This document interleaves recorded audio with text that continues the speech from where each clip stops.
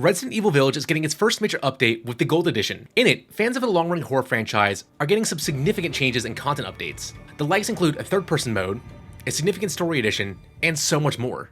I was lucky enough to check out Resident Evil Village Gold Edition early on PC. Hi, I'm Mick from But Why Though, and these are 3 reasons why, if you like playing the base game, or haven't picked it up yet, now is the time to return to the King of Horror. Well, not a new perspective for Resident Evil, but new for the latest entries.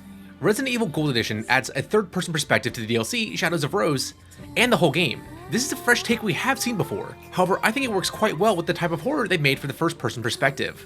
I think it's a pretty fair statement to say that horror developers need to approach third-person and first-person perspectives differently to pull the scares off. Surprisingly, the first-person horror made for Village, which wasn't the scariest game, still worked well in the new perspective. Even House Beneviento is still horrifying. So if you played RE8 and are looking for a new excuse to return, I highly suggest going back for a new playthrough with this new update. There's also an expansion of the story. Shadows of Rose is the story DLC that supposedly ends the Winter story that started in Resident Evil 7 Biohazard. Whether you love or hate Ethan Winters, I found that I liked Rose much more. It may be short, but I found this one even scarier than the base game. Plus the combat, puzzles, and pacing felt much more refined compared to past DLCs we received for RE7. If you want to read more about our thoughts on the latest story update, be sure to check out our review at butwhythough.net.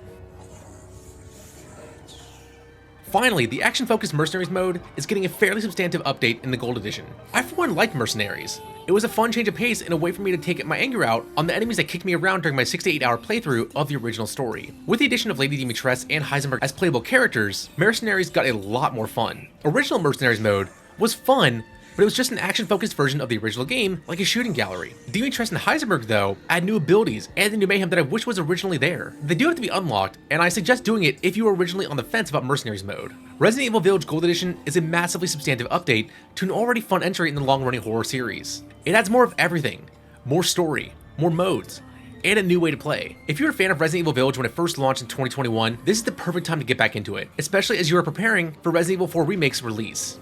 If you like this video, be sure to head on over to butwhythough.net for all things gaming and nerd culture. Thanks for watching.